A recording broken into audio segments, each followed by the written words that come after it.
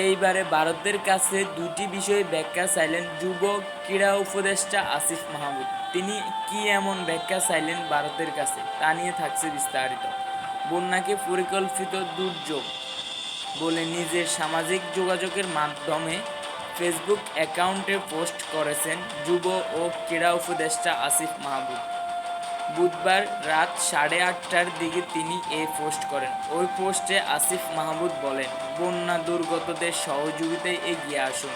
সম্মানিতভাবে এই পরিকল্পিত দুর্যোগ মোকাবিলা করবে সরকার ও জনগণ। এছাড়াও বুধবার রাতে অন্য এক পোস্টে ক্রীড়া উপদেষ্টা ভারতের কাছে দুইটি বিষয়ে ব্যাখ্যা চেয়েছেন আসিফ মাহমুদ। তিনি লিখেছেন, পৃথিবীর ইতিহাসে নিকটতম গণহত্যাকারী শেখ হাসিনাকে আশ্রয় দিয়েছেন ভারত। তাছাড়াও নোটিশ ছাড়া ওয়াটার গেট খুলে দিলেন ভারত।